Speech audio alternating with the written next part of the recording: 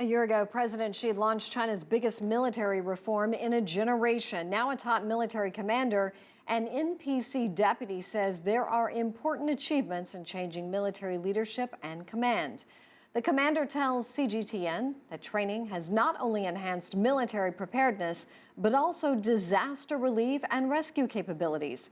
I spoke to the retired foreign affairs officer for China with the U.S. Marine Corps, Brendan Mulvaveny. I asked him about China's push for modernizing its military.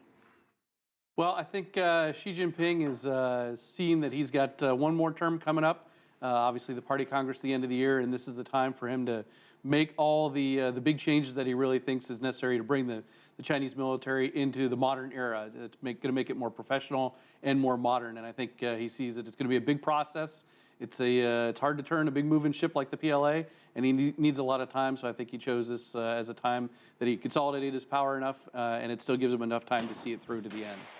In 2015, he said he planned to cut the military by 300,000 to 2 million, still the world's largest army. He said that he wanted to make way for new people to come in. What does this mean? So, again, I think this is just part of the process of making the PLA a more modern army, slimming it down a little bit. Anytime you talk about China, the numbers are always going to be big, so you just have to look at it relatively. He's cutting out a lot of officers. He's reorganizing them, and I think he's trying to make it a more sleek and modern military. At the same time, they realize that the modern military needs a technical savvy workforce.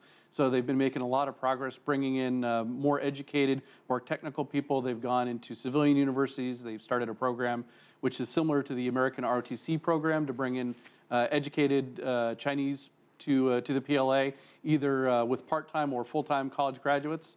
And so this is just a push to kind of the realization that today's modern military is a high-tech military that requires a lot of training. So is he streamlining some of these positions? Absolutely, streamlining the command structure, making it more, I think, responsive, and it will, for the first time, really have an outward focus as opposed to kind of a land border-based focus for them.